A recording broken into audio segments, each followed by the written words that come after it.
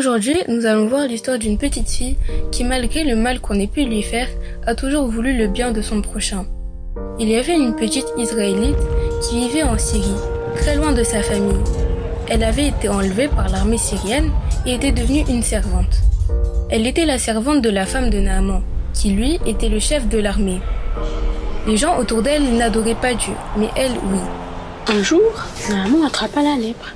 C'est une maladie de la peau horrible, et il avait tout le temps mal.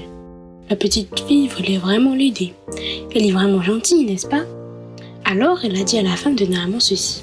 Je connais quelqu'un qui peut guérir ton mari, c'est un prophète de Dieu, il s'appelle Élisée, et il vit en Israël.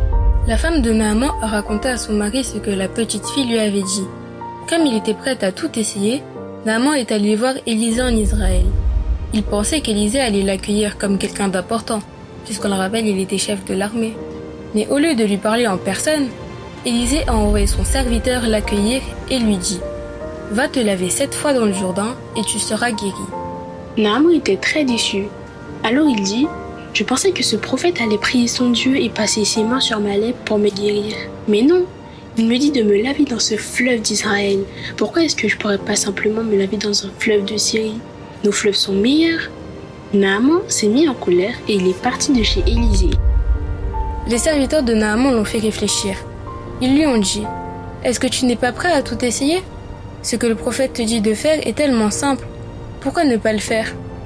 Naaman les a écoutés. Il est allé au Jourdain et il est sorti de l'eau la 7e fois entièrement guéri.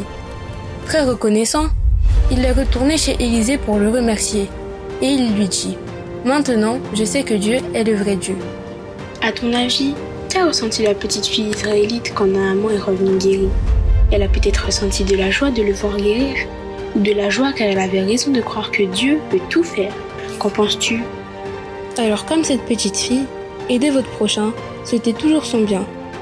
Ayez toujours confiance en Dieu car comme il a guéri Naaman, il peut vous guérir ou vous aider.